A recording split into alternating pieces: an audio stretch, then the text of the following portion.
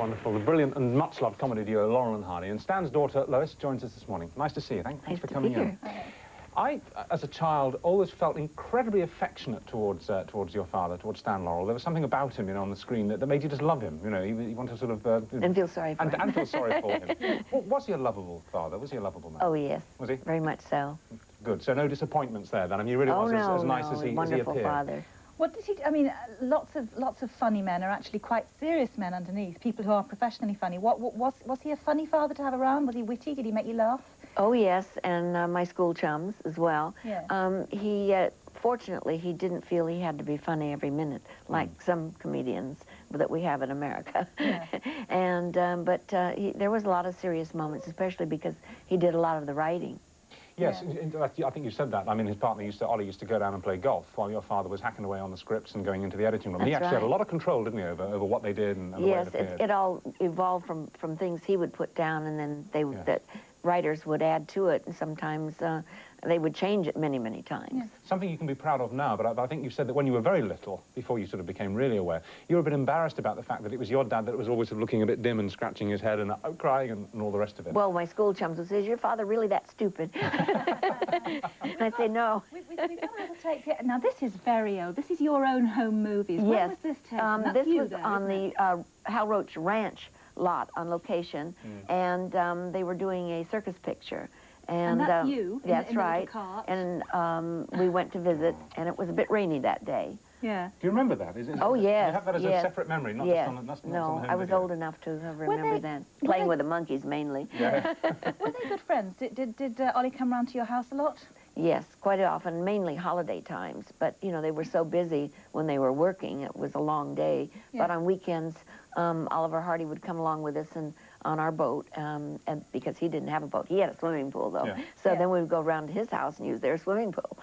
I mean, speaking to sort of our generation, I mean, when I first watched them on a Saturday morning, and, you know, they used to run their films on a Saturday morning, they had both already died by then. And they were legends at that time. When you were growing up and as you became a young woman, were you conscious that your father was a living legend, that he was something... No, not then, really. That came, you know, much later. He was just a comedian who had a... He went to work every day. He didn't carry a lunch pail, but he went to work every day. Here we see Stan. He's much older because you're there on the tape. I was married there, and that's my daughter Laurel and Mr. Murphy, our dog, and my father. He looks exactly like my Uncle Arthur. He does, actually. And that's my stepmother, Ida Laurel. Yeah. It looks... I mean, it's hard to form images from films like that, but he looks like he was consciously a very family man, very family-oriented. Oh, yes, he made time for the family, He very definitely did. Yeah. And even though you were the child of his first marriage, and he went on to have 4 marriages in total, I mean, you never really lost touch? You kept Oh, no, I spent weekends with him. Did you? And I was very fond of all but one of my stepmothers. Fortunately, that marriage didn't last very long. So there was a little problem at that time, but after that, as I say, I almost spent every weekend with him. What do you think women found attractive in your father? His sense of humor? Yes, and he was so kind and thoughtful. And it seems such a shame that his marriages broke up in that case, if he was such a family man and everything. I mean, what do you think went wrong? Was he a little bit insecure?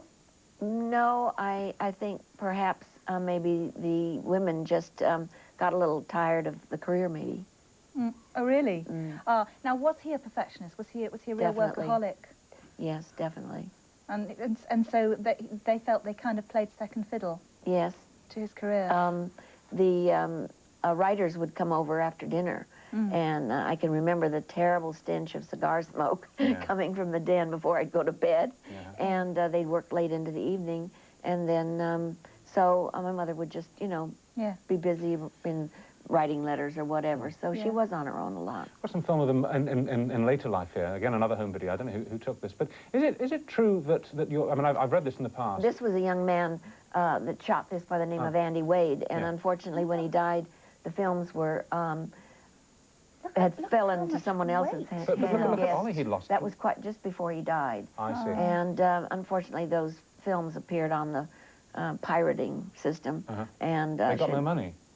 Oh, it wasn't that. No. It I just think it's sad that the public could see it. But the public did want to see, you know, the last what they looked like in their last days. Of course, that my father had a good 10, 15 years after Ollie died. To live, yes. Is it true that actually in the end, despite his extraordinary fame, your father died more or less penniless? That he was no, because I've read that many times. Oh yes, you've read that. Yeah. But you know, as you know, you don't believe everything you read. So it's not true. No.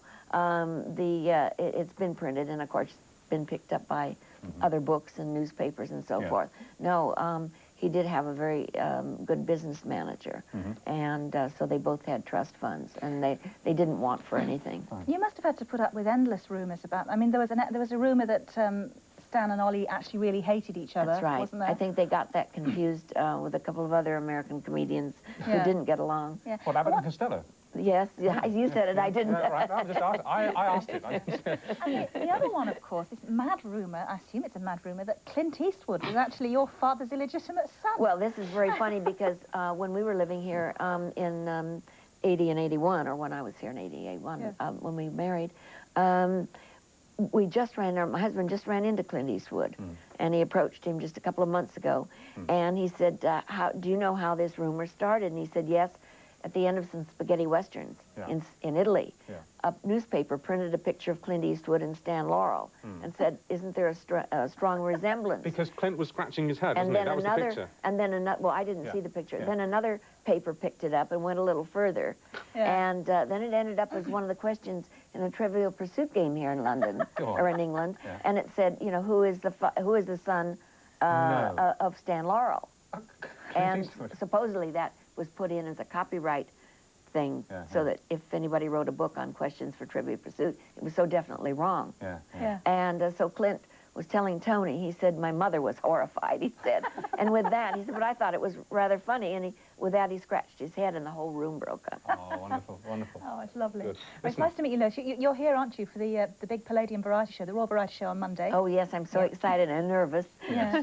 Never been to anything quite so posh. So, you know, it makes you wonder, doesn't it, just quite how much longer they will continue to be world famous. I mean, if we could be having conversations, or people like us, you know, your great-granddaughter, in 150 years' time, you know? I mean, because they're there on tape now, they can be shown and shown again. My daughter one Christmas said, you know, she really realized, isn't it wonderful that we can have Grandpa with us all the time?